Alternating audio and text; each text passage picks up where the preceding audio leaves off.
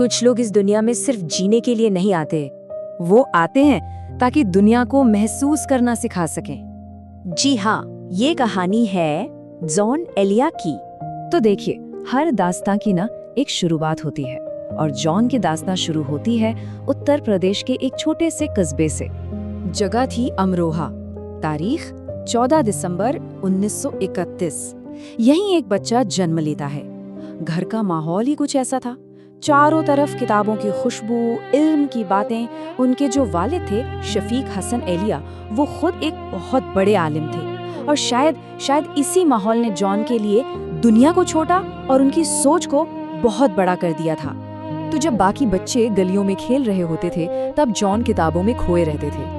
अरबी, फारसी, उर्दू ये उनके लिए सिर्फ ज़बानें नहीं थी, बल्कि ये तो एहसासों की एक पूरी की पूरी दुनिया थी। लेकिन हुआ ये कि वो जितना ज्यादा पढ़ते गए, शायद उतना ही इस दुनिया की हकीकत से कटते चले गए। और फिर उनकी जिंदगी में एक ऐसा साल आया जिसने सब कुछ हमेशा हमेशा के लिए बदल कर रख दिया। वो साल था 1947, बंटवारे का साल। अब ये सिर्फ जमीन पर खींची गई एक लकीर नहीं थी, ये तो लोगों के दिलों पर लगा एक बहुत गहरा जख्म था। और इसी बंटवारे में जॉन को अपना वतन, अपना अमरोहा छोड़ना पड़ा। वो पाकिस्तान चले तो गए, लेकिन सच तो ये था कि उनका दिल हमेशा के लिए अमरोहा की उन्हीं गलियों में रह गया था। और शायद उसी दिन उनके अंदर एक ऐसा खालीपन पैदा हुआ जो फिर जिंदगी भर कभी नहीं भर पाया। फिर वक्त बीतता गया और जानते हैं, वही खालीपन धीरे धीरे शायरी की शक्ल लेने लगा। जॉन एलिया की शायरी में दर्द तो था, लेकिन वो किसी एक इंसान का दर्द नहीं था।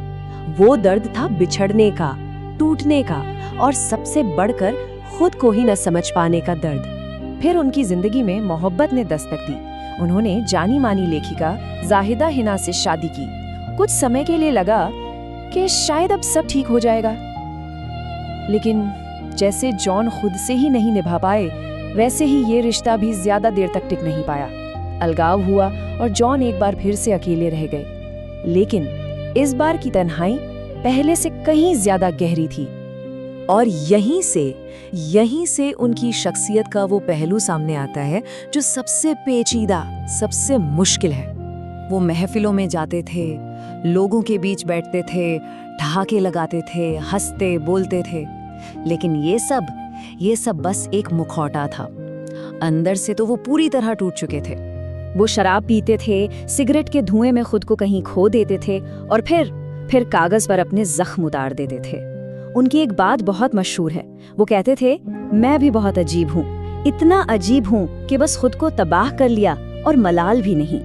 और सबसे अजीब बात बताऊं, जॉन एलिया को शायद खुद अपनी काबिलियत पर ही यकीन नहीं था। उन्होंने सालों साल अपनी शायरी की कोई किताब ही नहीं छपवाई। ऐसा लगता था जैसे उन्हें इस दुनिया से कोई उम्मीद ही बाकी न हो। फिर बहुत देर बाद उनकी पहली किताब सामने आई, जिसका नाम था शायद। और बस अचानक से दुनिया को जैसे एहसास हुआ कि अरे, वो किस शख्स को अब तक नजरअंदाज करते रहे हैं। लोग उन्हें पढ़ने लगे, लेकिन जॉन को समझना इतना आसान कहा था। सोचिए जरा, वो इश्क के सबसे बड़े शायरों में से थे, पर इश्क पर यकीन नहीं करते थे। वो खुदा से सवाल करते थे और फिर जो जवाब मिलते उनसे और बेचैन हो जाते थे। वो दुनिया से तो नाराज थे ही और खुद से भी थे। शायद इसीलिए उनकी शायरी इतनी सच्ची लगती है, क्योंकि उसमें कोई बनावट नहीं थी, बस एक टूटी हुई रूह की आवाज थी। और फिर आखिरकार वो दिन भी आ गया। 8 नवंबर 2002 जॉन एलिया इस दुनिया को छोड़कर चले गए।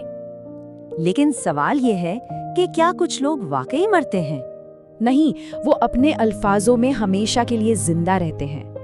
आज भी जब कोई तन्हा होता है, जब कोई खुद से लड़ रहा होता है, जब कोई मोहब्बत में टूटता है, तो कहीं ना कहीं जॉन एलिया की आवाज उसे सहारा देती है। जॉन एलिया एक ऐसा शायर जो शायद खुद को तो कभी समझ नहीं पाया, लेकिन हाँ, पूरी दुनिया को अपने अल्फाजों में समझा गया। और शायद यही उनकी सबसे बड़ी पहचान है।